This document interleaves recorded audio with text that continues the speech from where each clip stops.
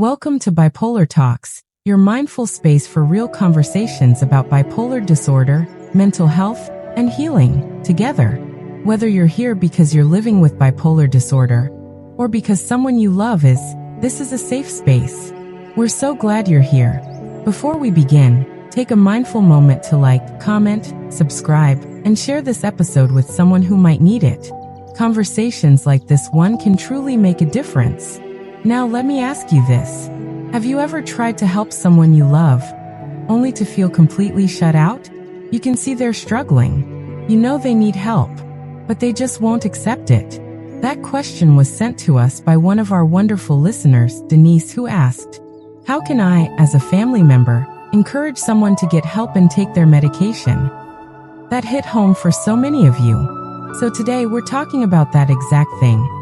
How to mindfully support someone in denial of their bipolar diagnosis. It's not an easy road, but it's one filled with care, hope, and patience. Ever felt like you're talking to the illness instead of the person you love? You're not alone.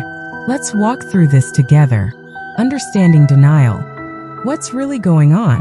Before we jump into the tips, it's important to set the stage and understand what denial actually is, because this changes everything.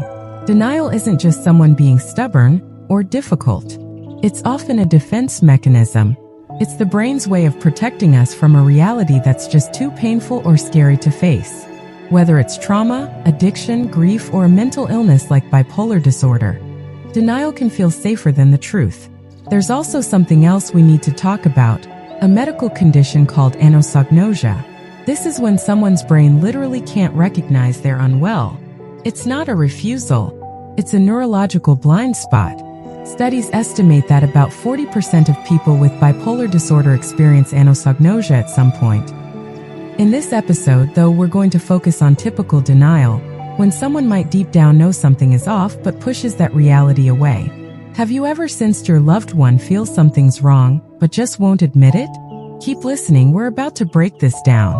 Why so many struggle with acceptance? According to psychotherapist Mavish Sikander, denial is often a way for people to cope when reality feels too overwhelming. It protects us from emotional overload, especially when facing a diagnosis like bipolar disorder, which can bring up fears, shame, and confusion. In other words, denial can actually feel like control, especially in a world that suddenly feels out of control. And for many living with bipolar disorder, life can feel exactly like that. Up, down, uncertain, and exhausting. Does this help you see denial less as resistance and more as emotional survival? Let's explore how to offer support without pushing too hard. Tip 1. Timing and setting are everything. We get it. When someone you love is spiraling, you want to intervene immediately. It's natural. But here's the truth. If you bring it up at the wrong time, it could backfire. From my own experience, I'm most receptive when I'm emotionally in between. Not manic, not deeply depressed, just stable enough to reflect. That's a rare and delicate window, but it exists. Just as important as timing, the setting. Choose a quiet, private space. Not a noisy cafe or family dinner. Pick a place where they feel safe and not cornered. Have you noticed a time when they're a bit more reflective or calm? That could be your window, hold on to it. Tip 2. Learn the language of bipolar. You can't guide someone through a forest you've never walked through yourself. Learning about bipolar disorder, symptoms, cycles, terms like dysphoric mania, triggers, mixed states, helps you understand their world better. It also builds credibility.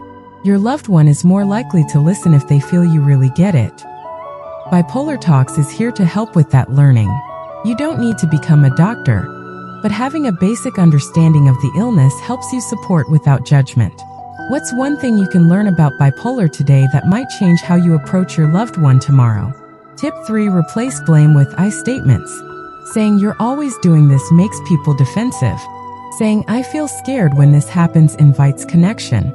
Try this instead of blame. I feel anxious when our bills pile up.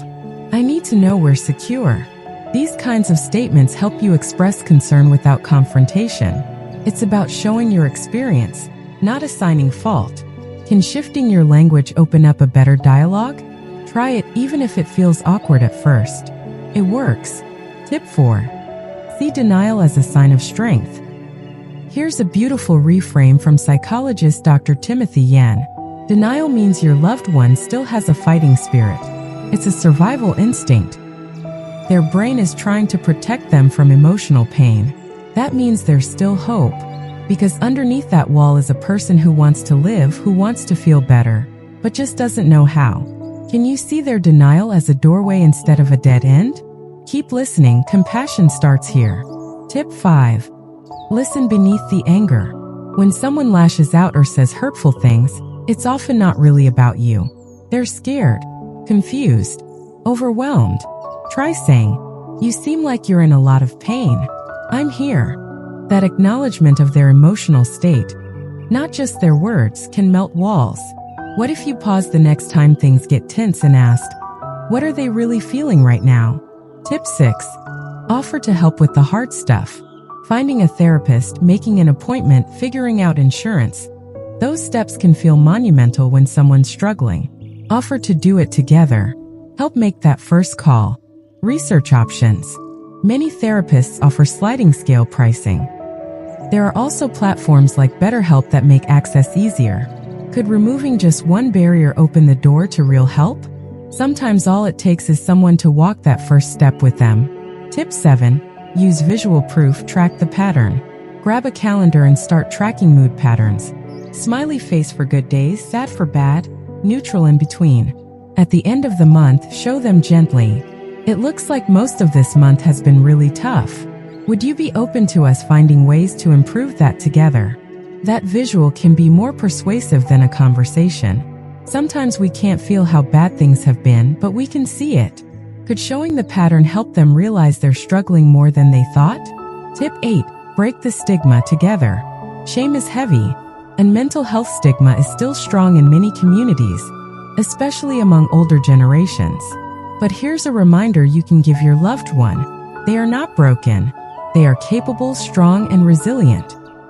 Remind them of what they've done, what they've survived, what they're still capable of. When was the last time you reminded your loved one of their strengths? It might mean more than you realize. Tip 9. Know your boundaries and stick to them. If nothing works and denial continues, you may have to ask, what am I willing to live with? Boundaries aren't about control. They're about self-respect and emotional safety. And if you set a boundary, follow through. If you say, I can't keep living this way, and stay anyway, the cycle continues. What boundaries do you need to set, not out of anger, but out of love, for both of you? Tip 10. Don't wait to call for help. If your loved one becomes violent, suicidal, or dangerously delusional, please call for professional help. A hospital visit might be the first step to saving their life. I know it's scary. They might be furious. But remember this. 1 in 5 people with bipolar disorder die by suicide. Don't wait for things to get worse. A proper diagnosis from a psychiatrist, not a general doctor, is crucial. Misdiagnosis can make things worse. I know because I was misdiagnosed myself. Could today be the day you decide to take that bold, loving step? It might be the beginning of a real recovery. We've covered a lot today. If you need to replay this episode, take notes, and most importantly, share it with family, friends, anyone walking a similar road. Because if your loved one isn't ready to accept help yet, you still can. You can start by building your own support system. You cannot take care of others if you don't take care of yourself first. So remember to like, comment, subscribe, and share this episode if it resonated with you. Let's keep the conversation going and keep reaching the people who need it most. And finally, this podcast is for informational purposes only. Please speak to a qualified mental health expert for any treatment decisions. Take care of yourselves, stay mindful, and I'll see you next time on Bipolar Talks.